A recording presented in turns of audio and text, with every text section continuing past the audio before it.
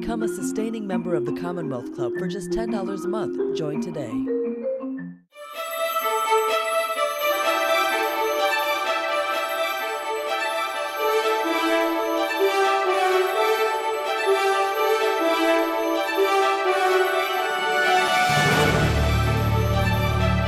Hello, everyone, and welcome to today's virtual program of the Commonwealth Club of California. I'm Mary Cranston.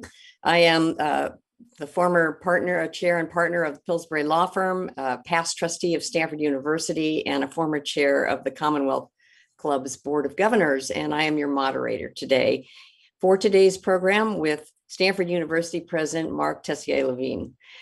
The Commonwealth Club has, of course, shifted from in-person programs to virtual events, and the club is very grateful for the support of our viewers. The club would appreciate your consideration for a donation to support its work, and if you wish to do so, please click on the blue donate button at the top of the YouTube chat box or visit the club's website at commonwealthclub.org. We also want to remind you to submit questions via the chat room on your screen, and I'll get to as many as possible in the program. And now it's my very great pleasure to introduce our guest, Dr. Mark Tessier-Lavigne, the president of Stanford University. Today, we're going to have a timely conversation with Dr. Mark Tessier-Lavigne on how the pandemic has catalyzed change in higher education and how universities can help define new ways of working together to solve the great societal challenges that we face. The pandemic has, of course, magnified our social and economic issues. And as we move into a post-COVID world, President Tessier-Lavigne has some very interesting perspectives on how universities can apply the foundational knowledge within their walls to the greater and more effective contributions beyond them. Dr. Tessier-Lavigne is a pioneering neuroscientist, biotechnology entrepreneur, and academic leader who became Stanford University's 11th president in 2016.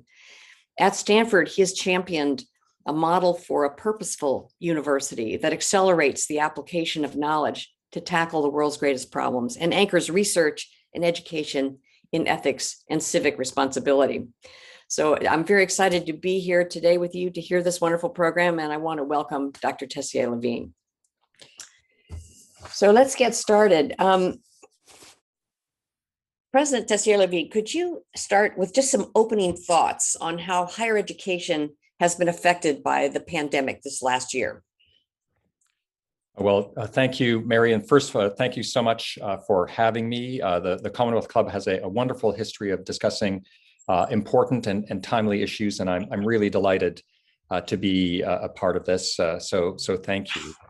I really want to start, Mary, by saying how hopeful I am about the future of higher education, that despite the tremendous difficulties of the last year, I believe that higher education is very well positioned to amplify our contributions to society going forward. And so perhaps I can say a few words of what the difficulties have been, but why now I am so hopeful. This last year for higher education in general has been so difficult, as it has been for all sectors of society and everyone in society. For us, it's meant profound disruptions to our core missions of teaching and research. In terms of teaching, of course, most courses had to go online because of the pandemic, the shutting down of classrooms, the shutting down of dormitories.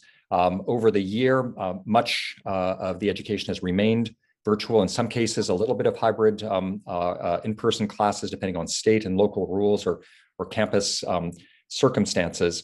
But no matter what, it's been profoundly disruptive for our faculty and for our students who had to learn new ways of teaching in the case of our faculty, new ways of learning for our students who mostly have done this from home. Research also, another core mission, has been profoundly affected. Some research that's done at the university can be done online, but much of it requires specialized facilities, laboratories with specialized equipment, access to archival materials. Many of our faculty do field work. All of that has been very profoundly impacted as well. And of course, in terms of finances, we've had just tremendous constraints with loss of revenue streams from room and board, tuition loss for students who decided to take a year off. Many of them decided to do that, and other sources of income that have dropped, and it's created real hardship across the country, and especially at small colleges that have tighter budgets to start with. In addition to those core problems, of course, again, as with all aspects of society, COVID has had very disparate impacts. Everybody's been affected, but some people more than others. I worry especially about the students whose family circumstances don't allow for a good online experience. They might have poor broadband, or they might not have a quiet place at home where they can focus.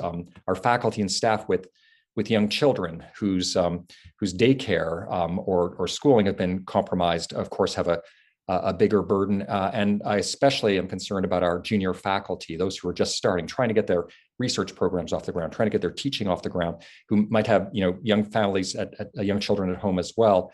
They have been particularly hard hit. And I think universities around the country, and certainly at Stanford, we've tried to mitigate those effects with a big focus on the most vulnerable population. So those are the challenges we faced. But at the same time, what makes me hopeful is that some of the things that we've been forced to do, some of the lessons that we've learned, I think can be very helpful as we move forward. In particular, this forced experiment in online work, I think, has provided us with tremendous tools to improve access in education. Now that all of our faculty are so skilled at online teaching, we can look very robustly at providing more online offerings for people who don't have the benefit of coming to our campus. In terms of access to healthcare, one of the most remarkable statistics is that right prior to the pandemic, at Stanford Healthcare, we had 3,000 telehealth visits a month. Now we're doing more than 3,000 a day. So just an extraordinary increase, and it's something that's going to stay with us. And that increases access, makes it easier for people to access the healthcare. It can reduce costs. In many cases, it can increase effectiveness as well. Similarly, in research, there's been improved flow of information as people have created events that bring together researchers in a more seamless way globally and nationally. So all of those are things that we can build on. And the other thing that I think we can build on is that this past year has provided an opportunity to reflect very deeply on our values as universities and what we can offer the world. Our researchers have worked hard to bring solutions to fruition in breathtaking time to tackle the pandemic. We've engaged more deeply in our local communities to deliver healthcare, to provide support, to provide offerings. For example, Stanford Live has put offerings for the arts online to make them available at a time when people need the comfort that's provided by the arts. And so as difficult as it's been, what we've been forced to do over the past year provides, I think, a tremendous basis for us to multiply our impact going forward. And so that's why I'm hopeful. That's a really inspiring answer. And it sounds like there are some real silver linings to the pandemic, at least from the university perspective. I've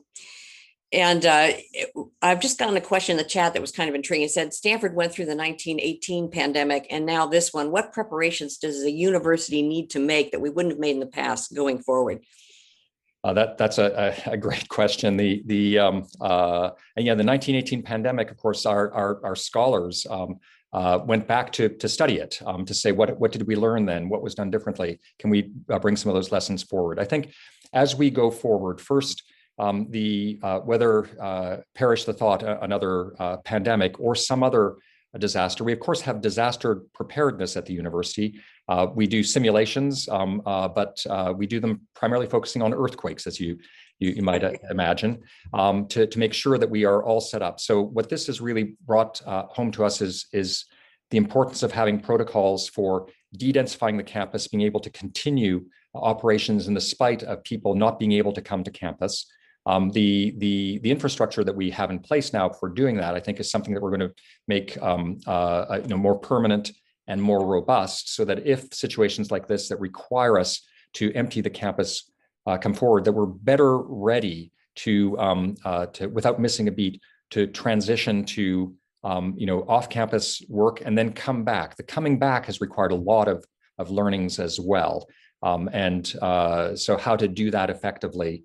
How to stage it, all the steps that are necessary that we've had to work through, but we didn't have a little book to guide us. So we are going to be putting together that book and put it in the context of a pandemic, but perhaps other disasters, again, perish the thought that would force a dispersal of our community. Yeah.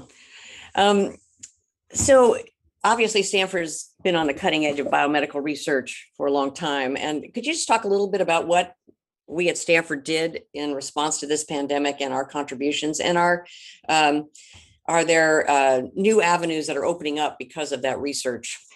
Yeah. Well, thanks for that question, Mary. Actually, to me, the response of our researchers, our scientists, our scholars to the pandemic has been very inspiring and also a model for the future. And what happened is when COVID hit, to a person, our researchers here and also at other research universities pivoted to focus their resources on the challenge. On the medical side, they worked on finding solutions, for example, developing diagnostic tests. One of the very first PCR tests was stood up at Stanford as soon as March of 2020, then scaled for the region, focusing on developing novel therapeutics, testing vaccines and the like, epidemiological studies to help guide the restart of things like schools. But it wasn't just in medicine and epidemiology. Other fields in the social sciences, in the humanities, worked on important issues. For example, how to reduce spread among incarcerated populations. To the last question, the questioner asked, understanding how past pandemics worsened inequities and what we can do to try to mitigate them.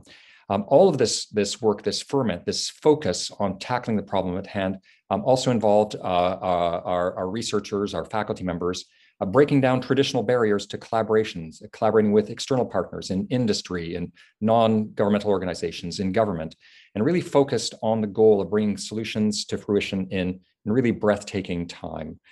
So in short, I'd say what we did was to focus on fundamental discovery, but also with an added sense of urgency to make a difference in record time. And we're trying to formalize that. We call this the accelerator model, which combines fundamental discovery, which is so key. We know that fundamental discovery leads to the most transformative advances, often in unpredictable ways.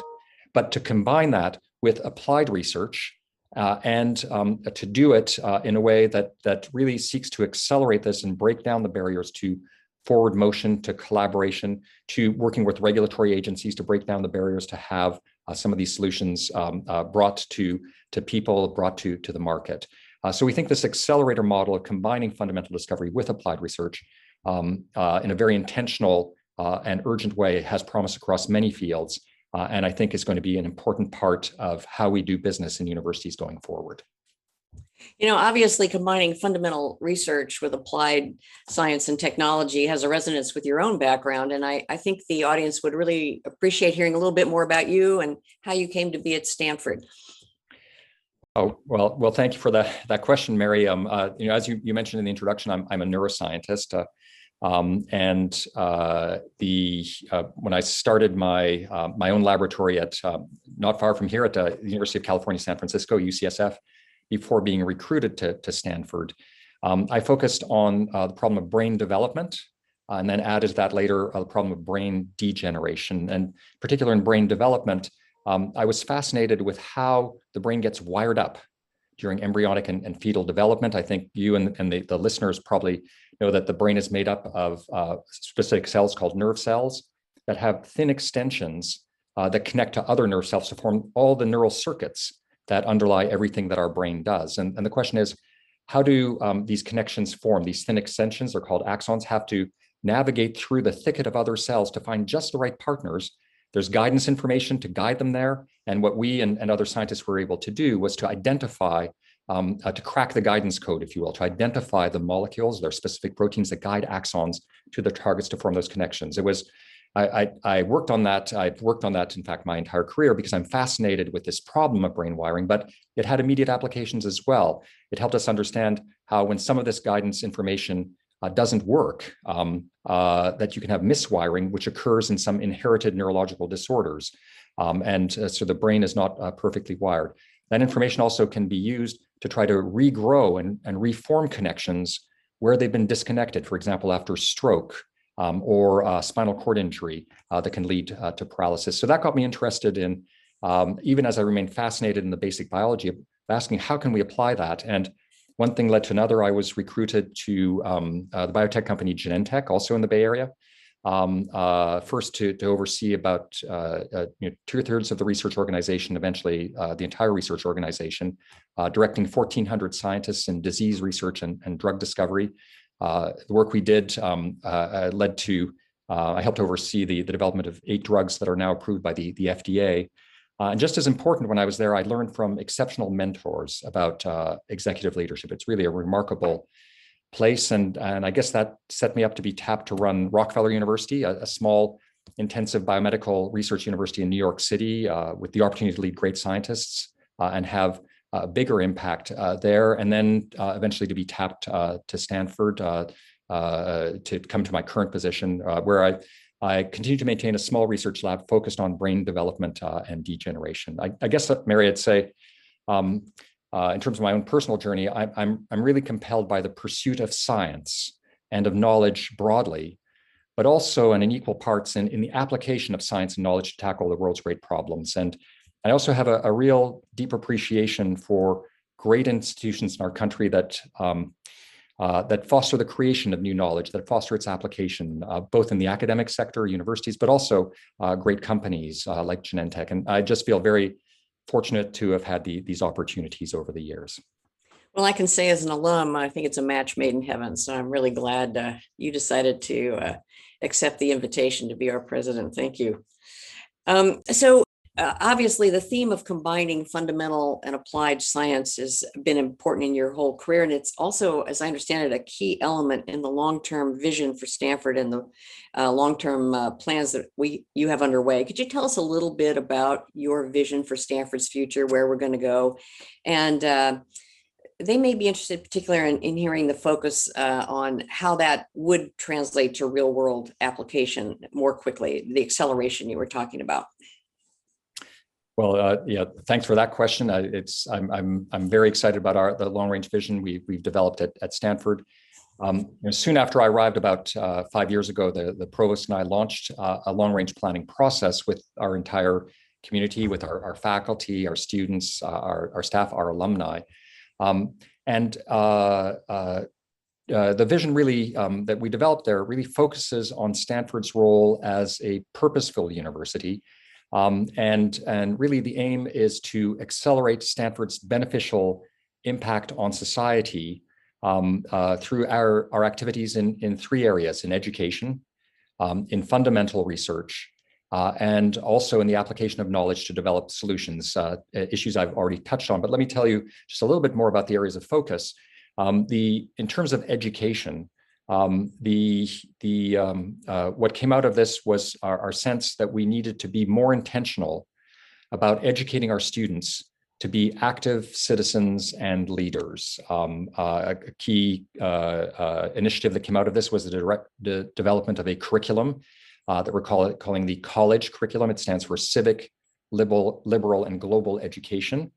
It's a required first-year course that gives all students the opportunity to engage with ethics and civic responsibility in an intellectually deep environment. We've been piloting this new curriculum this year, and I can't wait for it to be rolled out in full in coming years.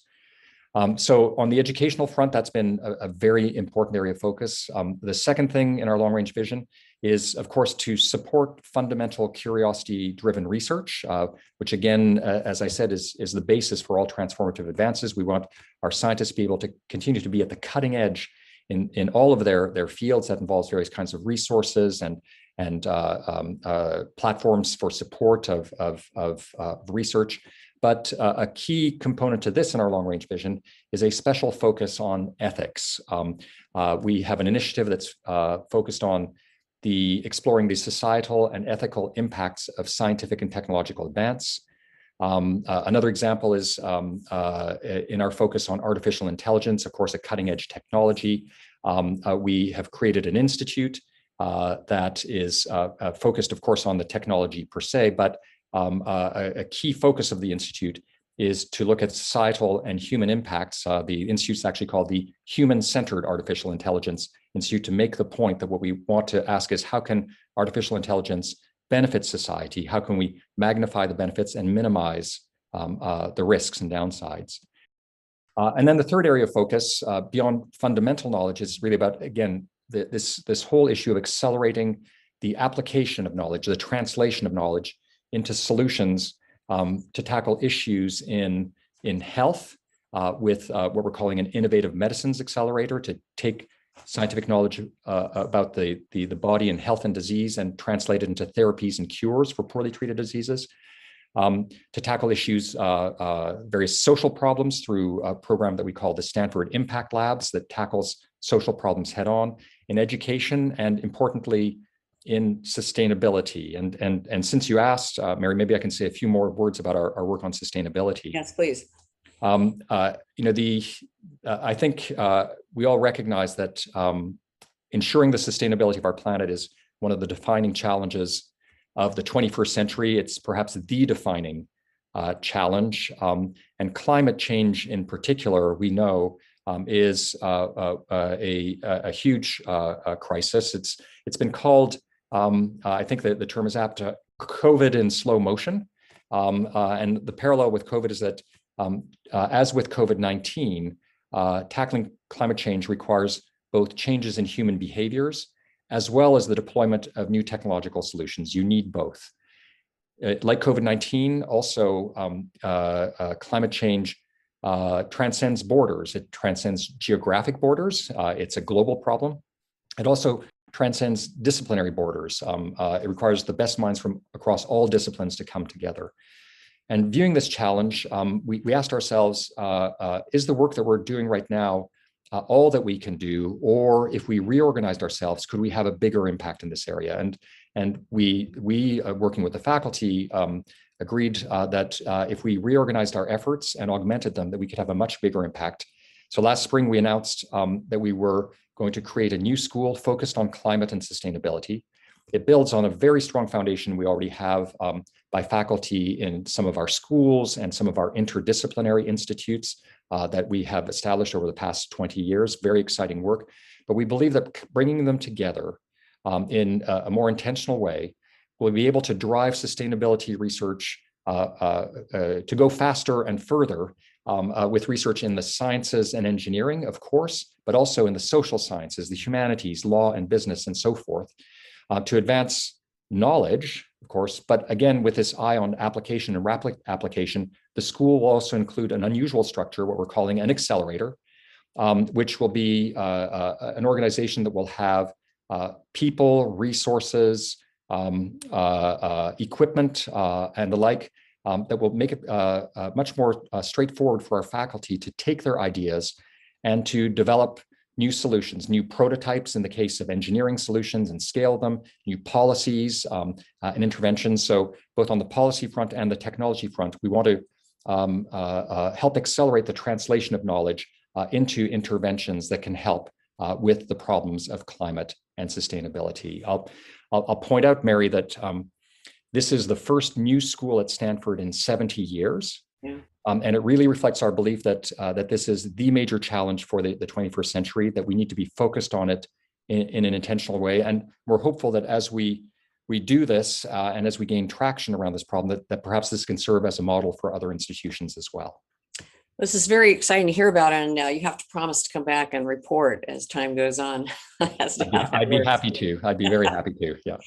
So, part of your comments have reflected this, but over the last year, we've heard a lot about the financial impact of the pandemic on colleges and universities. I just wonder if you could talk a little bit about how it has impacted Stanford, perhaps educate our audience a little bit on university finances, because I know as a trustee, it's really quite different than it looks sometimes to the outside, and just where you see that going. Well, thank you. Of course, it's been a difficult time across higher education and also at Stanford, and I alluded to this in my response to one of your earlier questions. But to give you a bit more color on this, at the university we rely on funds from a variety of sources, from student tuition and room and board, of course. External funding for our research, a lot of it from government agencies, but also from other sources as well. Returns of our endowment investments in the market, provide some significant funding that we use for primarily faculty salaries and financial aid. And also additional sources, summer programs, executive education programs. We have other sources of revenues as well. Well, and we are, what I just described is true for other universities too, of course. Well, the pandemic has made this a challenging time because many of those sources of funding have been seriously compromised, which led to loss of revenues, catastrophic losses of revenues in many cases. And again, I mentioned, especially for some small colleges that had quite tight budgets, it's really created dire straits. Some have actually been forced to close. And I should mention that I think this is a loss for all of higher education. I think the higher education system in our country is really benefits from having a great diversity of different kinds of universities and colleges. Very large research universities, some of the state schools, medium-sized research universities like Stanford, small liberal arts colleges, each one of them plays their part. And to see some of them struggle and in some cases disappear has been very tough this year. At Stanford, we also face this catastrophic loss of revenues. We made some painful budget cuts initially. I should say we had built up a reserve over the previous decade since the last downturn in 2008, 2009. And fortunately, we had created that, so we were able to draw that down, which helped us navigate the initial downturn. That's why we had built up that reserve.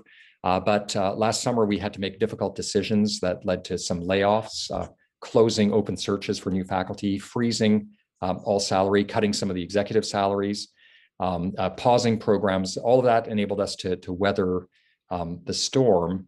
Now the rebounding market returns and also the fact that we can see revenue streams in our sites as we come back to normal and as we can plan for an in-person fall for our students.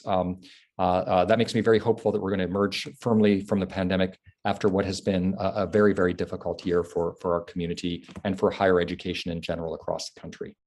Well, thanks for explaining that. And obviously, I'm getting some questions in the chat about the decision to cut 11 sports teams, which obviously were related to some of the financial decisions you were making. Could you talk a little bit about that decision and where you see athletics going, and in particular, whether there's a chance that some of those sports might come back? Right. Yeah. Thank you. So that's a very Stanford-specific issue. First, I should say that we truly believe in the student-athlete model. The level of accomplishment of our student athletes at Stanford is remarkable. Academically, they're on par with our other students, but they also pursue sports at the very highest levels. One of my favorite anecdotes, Mary, in this context is that soon after I started at Stanford in 2016, in September 2016, it was right after the Rio Olympics. And what was remarkable is that at those Olympics, Stanford students and alumni won more medals than did my home country of Canada, which filled me simultaneously with Stanford pride and Canadian embarrassment, I should say. So we think our students are exceptional. They just add so much to our campus community. We're so proud of them. The problem that we faced is the challenging and changing financial model for intercollegiate athletics nationwide. It's fiercely competitive. There have been escalating costs to date. If we go back to a year ago, Stanford was offering twice the national average of varsity sports for Division I universities in the country, but with a much smaller budget than many of those universities. We don't have the same revenues from ticket sales or media rights than many of our competitors in other jurisdictions. We have a philosophy of not using tuition dollars to subsidize athletics, that athletics has to be self-sustaining through revenue and philanthropy, which I hope your listeners can appreciate. So we've operated with a very lean budget, and what had become clear in the years leading up to our decision last summer was that this was becoming unsustainable. And after considering many alternatives, we made the difficult and heartbreaking decision to eliminate some of the sports. There has been a recent development, however. There's a group of alumni from the sports and others who are enthusiasts of the sports who proposed a different approach to tackling the financial problem and to be able to meet these financial challenges through additional philanthropy for the 11 sports. We've met with them. We've had very constructive conversations. We're evaluating their proposal. At this point in time, we expect to come to a decision in coming weeks. So stay tuned. At this point, we always, are happy to hear good ideas, and we have a very engaged and constructive group that we are interacting with. Well, thanks for that. I think it's a very helpful explanation. Obviously, related to this is the affordability of higher education, relates to the financial status of the university, but also all of the finances of the families who send their sons and daughters to Stanford. Could you just talk about where that's headed? Yes, well, affordability and access, I think, are issues across all of higher education. If you ask the general public what is their biggest concern about higher education, it's access and affordability. And certainly this is something that's been front and center for us, that we worked on for well over a decade. And a key aspect to how we tackle this issue is through robust financial aid. So for well over a decade now, Stanford has offered need-blind admissions. That means that students apply to us, and we don't look at their financial circumstances, and we just ask, is this a student that we think would do well at Stanford and we think should be here? And so we make them an offer. And once they are in, then we work with them to make it possible for them to attend Stanford, whatever their background and whatever their means. And maybe I can describe a few of the components of our financial aid package. So families, students from families that earn less than $75,000 a year pay no tuition, room, or board. They have a full ride. Students from families with incomes below $150,000 pay no tuition. And there's a sliding scale. So even for higher incomes, there's financial aid that occurs as well. And because of this support, 82% of our students graduate without any debt whatsoever. And because of this level of financial aid, if you look at the net cost of attending Stanford for students from low and middle income families, when you factor in the financial aid, we are among the most affordable universities in the country, including both public and private universities. And this has really helped with access. So just a statistic, 20% of Stanford's newest class of undergraduates are first generation college students. Their parents didn't go to college.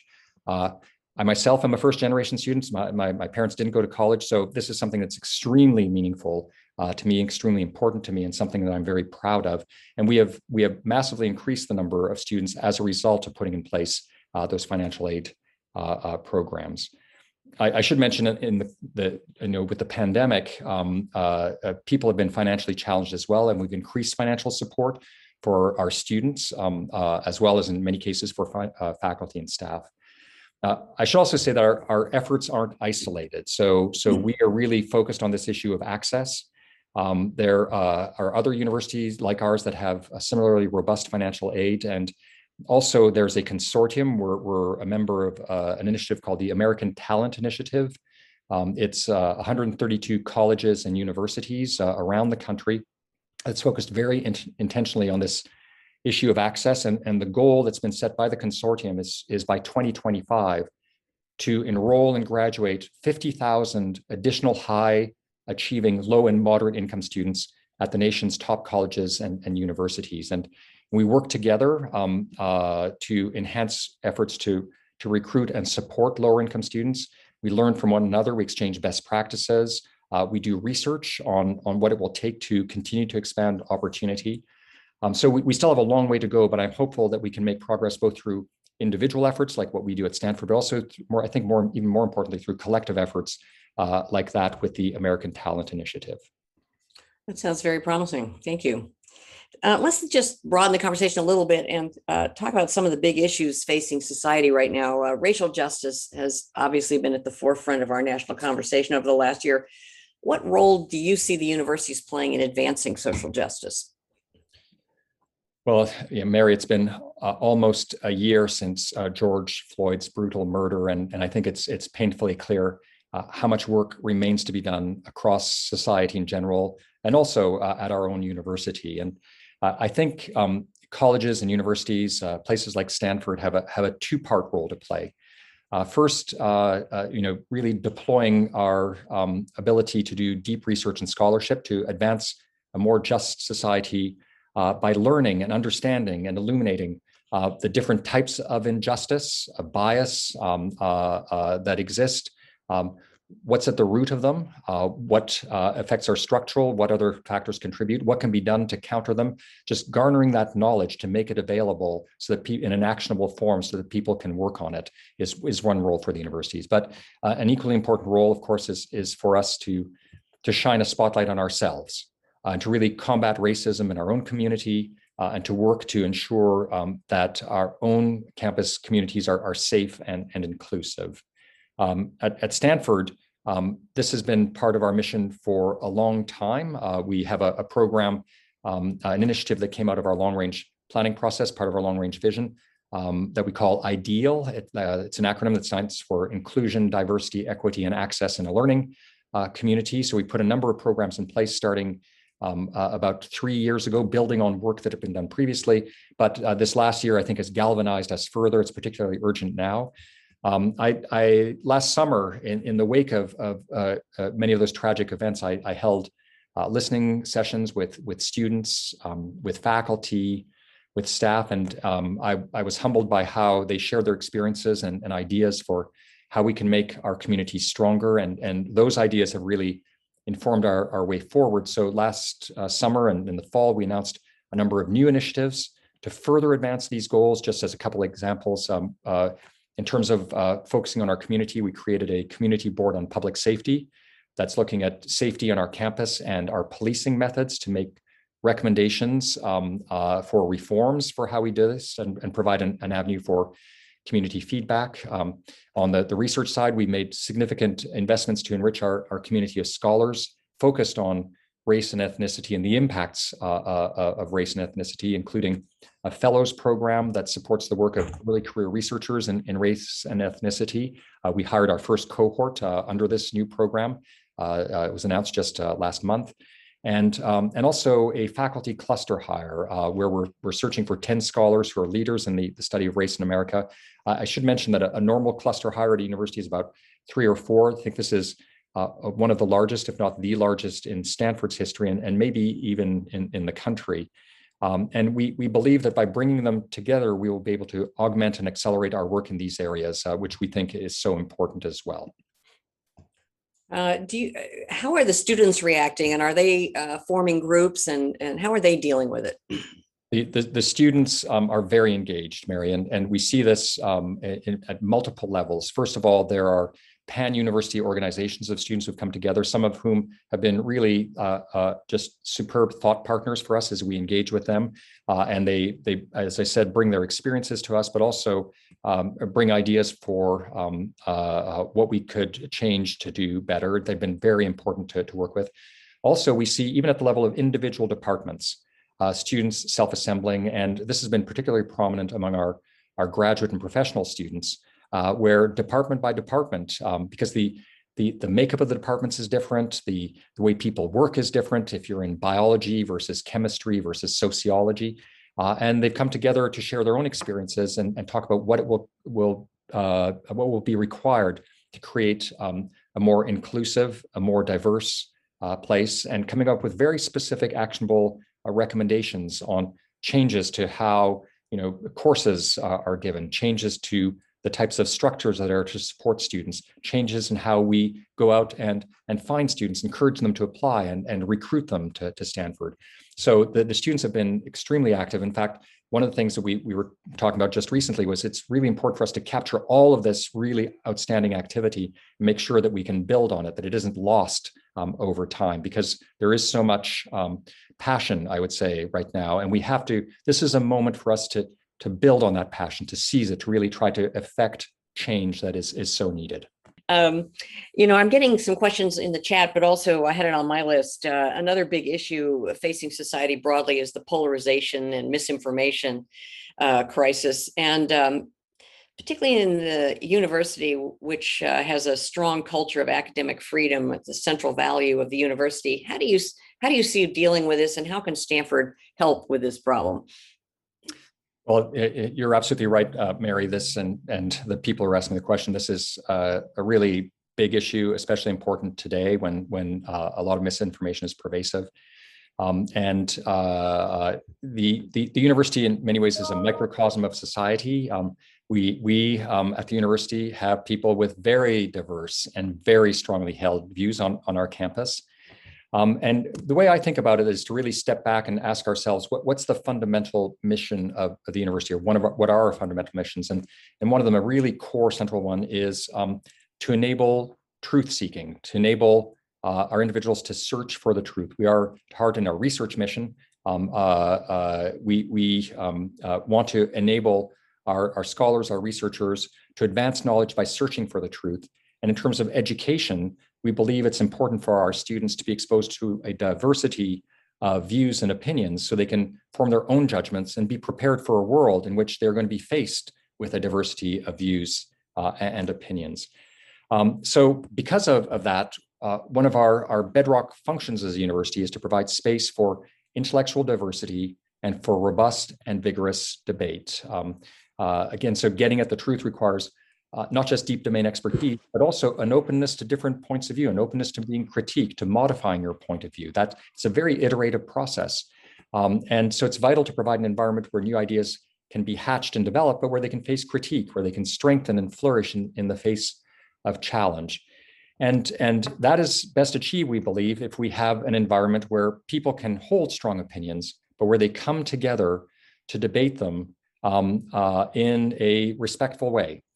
To disagree, if you will, without being disagreeable. Importantly, we can't mandate respectful discourse, but what we can do as an institution is try to model it, try to uphold it as a norm in the university. In the case of our students, I mentioned earlier, my excitement over this new curriculum that we're putting in place, the college curriculum, civic, liberal, and global education. And again, it's designed so that all students in their first year have the opportunity to engage deeply and intellectually with issues that are confronting us with society, with ethical issues, with issues of civic responsibility. I'd say after the events of January 6th this year, it's especially important and timely that our students think of their roles as engaged citizens in society. And we want, through this course, to provide them with the opportunity to be challenged, to refine their ideas, to disagree constructively, and consider particularly challenging ethical and social problems. So that the bottom line is, it's crucial that all members of our community feel free to express their views, to tackle areas of scholarship they think are important, but also to provide an environment where they can learn from one another. And that's what we try to build and model. And I would say this course, in the case of our students, is going to be an important pillar in that, but other mechanisms as well to enable constructive, at times hard-hitting, but constructive debate. So that's, I think, an important role for us as a university. Sounds good. I'm getting some questions in the chat about obviously the supply and demand for students to get into these top universities, especially Stanford, which I understand is maybe the toughest in the country right now. What do you think about access to this kind of education? And are there things through the pandemic and other uses of technology that may allow us to make it more broadly available? Mary, that's a really important question. We do every year have to turn away many more students than we can accept, and it breaks our heart. We see so many students who would benefit from a Stanford education. We're heartened by the fact that many of them have opportunities at other universities. I mentioned the higher education ecosystem in the United States, and one of the wonderful things about our country is that there is such a diversity of institutions. At the same time, we believe that we at Stanford should be doing more. We have ongoing discussions about increasing the undergraduate class size. That's certainly something that we would like to do. There are a number of things that have to fall in place to achieve that. As important, perhaps more important, going back to this issue of online education that I mentioned earlier, that before the pandemic, we had concluded that we should be working more deliberately, more intentionally to extend our educational reach through online offerings, trying to figure out where we can make a difference, what types of students we should try to reach out to, so that we can multiply our impact to students who don't have the benefit of coming to campus. Well, with the pandemic now, we've learned so much about online teaching, what works, what doesn't work. We have a school of education that's studying this to try to get the best lessons out of this, and we can make them some best practices going forward. But now we are very motivated to really accelerate that part of our agenda, which is to create offerings that can extend our educational reach to many, many more students than those who could attend our campus. So I think a combination of expanding class size and also extending our reach through online offerings, or in some cases hybrid offerings where most is done online and they come to campus for a short period of time, is something that we see as an important part of our future. It'll be interesting to see where that goes. Thank you. Obviously, you're a scientist, but with a very broad mandate at Stanford. What do you see as the role of arts and humanities nowadays, and how does that fit into the curriculum at Stanford and its development? Yeah, well, I'm really glad you asked that question, Mary. The people sometimes will say, well, is Stanford a STEM school? And my answer is no. We are very proud of our science. We're very proud of our engineering, our computer science. But what makes Stanford, I think, so special is the breadth of our strength across all disciplines, the strength in the humanities, the arts, the social sciences. We are as strong as we are in the natural sciences and in engineering. The same is true for our professional schools, in business, in law, in education, in medicine. In fact, the beauty of Stanford is that we're all in a very compact campus where all these disciplines are together, which really facilitates interdisciplinary interactions, which are so important for the future. I was talking earlier about sustainability. Some people think, oh, that's about making better batteries or advancing, renewable energy technologies. Well, yes, those are really important. Carbon capture is really important, but just as important is human behavior. How do we organize ourselves to ensure the uptake of green technologies? How do we look at providing food or transportation or other modalities to various populations? You need the social scientists to be working together with the engineers. You need the people in law and policy working together with the scientists. None of this will making a great technology is of no use unless you can apply it as well. So that's just one more reason why having all of that together is so important. So your question was, what is the place of the arts and humanities at Stanford? I would say it's central. And I'm especially excited. The humanities have been strong for so long at Stanford and continue to go from strength to strength. The arts, as you may know, over the past decade, and Mary, you saw this, you were a trustee, I guess about 15 years ago, just the creation of an arts district with the Bing Concert Hall and adding to our existing wonderful museum, the Cantor Museum, the Anderson Collection, creating studio spaces and the like. All of that's happened in the past 10 years or so, and it's really transformed the face of the arts at Stanford. And as I said, during the pandemic, our arts community has really played an important role both in providing spiritual succor to our campus community, but also to our neighboring communities. And we're thrilled that actually we've been able to reopen our museums and our venues for live events also, that we're just starting to do it, taking baby steps as the health conditions permit. So we believe that Stanford is an important place for the arts and destination for the arts and artists. We certainly, I'm passionate about this and will be working hard with our community to make sure that it continues to grow and remain vibrant. I'm sure listeners are very excited to hear that the arts are opening back up at Stanford. That's great. And thank you for that broad picture of the future of arts and humanities. It's important, obviously. So we're 4 months into a new presidential administration, and what measures would you like to see the Biden administration take with respect to higher education? Right. The very important question, both on the research front and the education front. I think the new administration has already taken early steps to address a number of issues that had been of concern to us for some time. The first is we really believe it's important to continue to invest in research, both fundamental research and applied research. U.S. universities have historically, in our country, our research universities have been drivers of innovation, innovation in health, innovations that lead to economic growth and well-being, innovations that are important for national security. And it's really been the engine of discovery that has then enabled application by other parts of society as well. Now, the U.S.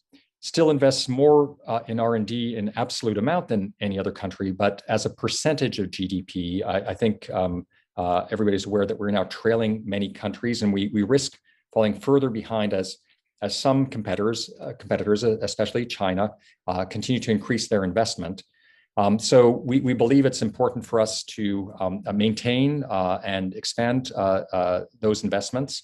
We also think that an important aspect of this will be to focus on research infrastructure. The infrastructure is not up to today's demands. We have an extraordinary set of national labs that provide very unique scientific capabilities that are needed for R&D, for example, in advanced manufacturing and in information technology and in biomedical research and in energy research. And renewing that infrastructure and continue to invest in it will be very important. The kinds of laboratory specialized instruments that can be used by many scientists around the country, of course, multiply their effects and enable many communities of scientists in our country. So research support, but also continuing, I believe it's so important that we continue to support access to education, which again is a real priority for us. And we were very pleased to see that the American Families Plan proposes, I think it's about $80 billion in investment in Pell Grants, including increasing grant sizes for low-income students. We think that's a great move to help increase access to higher education in our country as well. Again, it takes multiple approaches by multiple parties, and the federal government has an important role to play there, in addition to the universities and colleges. I also think, Mary, it's really important to consider research and education in the global context. In research, to make sure that we continue to support international collaboration. COVID-19 highlighted this. Scientific collaboration was crucial as insights came from China, from Europe, from the US, from other countries in understanding the virus and developing therapies and developing vaccines. In looking at the societal impacts of the pandemic. Most, perhaps of our biggest challenges are global, and it requires a global network of scholars and researchers to work on them together. So it's important that we're able to collaborate in appropriate ways with researchers abroad. It's also important for us to be able to tap into extraordinary talent abroad in both research and education. We think it's very important to support immigration policies that attract the best and the brightest. We rely on international students and international scholars to fill a domestic talent gap in STEM fields, for example. And those scholars bring very rich backgrounds. They contribute to a learning environment and bring unique perspectives to our research teams. As a foreign student myself, I'm a Canadian national, but I came to the US after I finished all my education, my PhD, and came here for postdoctoral work to finish my training, and then decided to stay in the US. The issue of enabling our country to attract and retain the best scientists from abroad, of course, is a very personal one for me as well. And in that context, of course, I think it's important to note that the immigration landscape has been challenging in recent years. Their concerns have been raised, and appropriate concerns about safeguarding national security, about economic competitiveness, fears of theft of intellectual property and the like. We believe those are important concerns. We believe that universities should be attentive to these concerns. We're very focused on them. We believe in taking the appropriate steps to do this, but we need to do this in a way that does not chill and prevent scientific collaboration. In the last few years, a perception has been rising that the US is inhospitable to foreign nationals. And I think that's very much to the detriment of higher education in our country. So we really believe in taking the appropriate steps to address legitimate concerns, but to do it in a way that still makes the US be a very hospitable place, a welcoming place, a place that's attractive to foreign students and foreign scholars who bring their extraordinary talents here and help build our country and help solve problems for not just our country, but the world as well. I guess I should also mention, in terms of the new administration, very important for us is we believe it's so important that we get a legislative solution for DACA recipients, the dreamers and undocumented youth, who we believe deserve the opportunity to gain legal resident status and a pathway to citizenship and to flourish in our society. So we're very eager to see progress on that front as well. How does Stanford actually try to influence the legislative process? Well, we work both directly ourselves and also through our trades organizations. We have groups of universities, for example, in the Association of American Universities, 65 of the leading research universities in the United States, who work directly. We work to come up with ideas, policies, interventions, and to interface in Washington with people in Congress. We do that locally as well. So we're very active in interacting with the whole political process and administration in Washington. I myself spent time in Washington meeting with peoples in both houses, as well as in some cases, in the administration. And so we try to remain very active and connected to have our voice heard, and really try to push for changes that we think are important to benefit our country by supporting research and education and access. Thanks. I'm getting a lot of questions in the chat from parents who have children who are in high school and are thinking about college, and some probably have aspirations of hoping their children would go to Stanford. What advice do you have to parents as they guide their students, particularly in light of the fact that the supply-demand situation is so difficult for admission to Stanford? Yeah, so my best advice to people is the advice I gave my own 3 kids, which is, obviously, if you want to go to college, you should work hard on your academics, but also you should try to pursue your additional interests as well. Find something that is of interest to you and try to build on it so that you can develop that aspect of your personality, your character, put it together with your academic accomplishments. And try to convince the university that you would be a great and important addition to the class. As I said, what it breaks our heart that we have to turn down qualified students. We really wish we could have more, and we really hope that we can admit more over time. But the important thing is for the students to really look at college as an opportunity, whichever college they go to really blossom and flourish and prepare themselves for life beyond. I think Stanford is a great place to do that. I know there are other institutions that are fabulous places as well. But really just push hard to try to reach your dreams. That's good. Thanks. As you look out, and I know you're kind of a natural visionary, but as you look out 5 to 10 to 15 years, what do you see universities doing in the future that will help the world?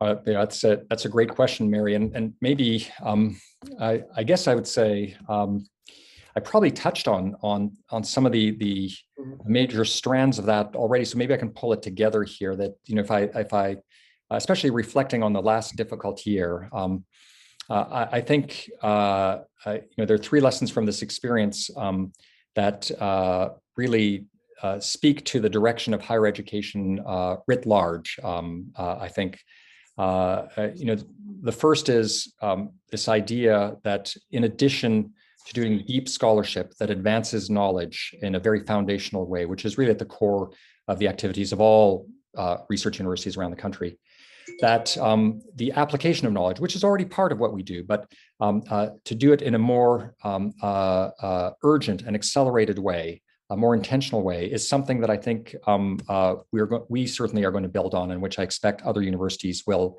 as well. We've seen its potential through COVID. We're now deploying it broadly to many other issues, and so moving forward with this focus on deep scholarship, but then being poised to rapidly apply knowledge to tackle the world's great problems, I think is something that is going to become part and parcel of who we are, and I believe higher education in general. I'd say also this intense experiment with the online format is really going to fundamentally change what we do in so many ways, and in delivering healthcare, in education, in the arts, in increasing research interchanges. It's going to change our approach to work more broadly. I know everybody is talking right now about work from home. How much will that be part of what we do? Whatever field or industry you're in currently, everybody's having those discussions. The same is true at universities. And I think the third thing, and very important, I believe, and certainly very important to me, is this recommitment of universities to our public mission. Really committed to amplifying our engagement with our region, our nation, and the world, building ties that have been forged in this time of hardship to really try to multiply our beneficial impact beyond what we do to educate students and to advance deep foundational knowledge. Well, that's really inspiring. Thank you. Just to turn back just briefly to the international students and the pandemic, what has been the impact on those students, and have they been able to get through it okay, as far as you can see? This has been very trying for our international students, Mary. First of all, there are many who had visa issues, who couldn't get into the country, and also travel restrictions, of course, imposed by various kinds of lockdowns. For those of them who were at home in countries that may be in very different time zones, the online experience has been very difficult as well. I had an exchange with a young woman in Korea talking about, she became basically a night owl, getting up in the middle of the night to be able to sit in on classes, and teaching herself and coaching herself to live that way. But you can do that for a short period of time, but it's not something you can do for an extended period of time. So many of them have had real difficulties, and the difficulties are not over. There's still issues with some traveling back to the US right now. There's still issues with visas. Actually, there's been some progress recently with visas. Again, another welcome development from Washington that should accelerate people getting visas, but there may be still travel restrictions in place. So we've tried to work with them. A number of them, as you might expect, just took leaves of absence, took a quarter off, took a year off. But many they're just eager to get back and to be able to be back here to study, and we are trying to support them. And it's a lot of one-on-one individual work with these students who are very severely affected. So it is a very poignant situation, Mary, and one we really just look forward to getting through it as soon as possible. Yeah, I can imagine. Well, unfortunately, we're getting to the end of our time, and there's just time for one more question. And I just wonder what you would love your legacy to be at Stanford. Well, that's a great question. I guess if 15 years from now, 20 years from now, people are looking back and saying, what does what happened under my tenure? I guess I hope that they would say that working together with our community, with our faculty, with our students, our staff, that we reimagined the university as a purposeful university, trying to increase its beneficial impact on society. That yes, even as we pursued our fundamental missions of research and education, we were doing this with an eye to making sure that we benefit society as a whole in the deepest way. Well, President Tessier-Lavigne, thank you so much for this wonderful program today. We also want to thank all our viewers. I'm Mary Cranston, and now this virtual program of the Commonwealth Club of California is adjourned. Stay safe, everyone.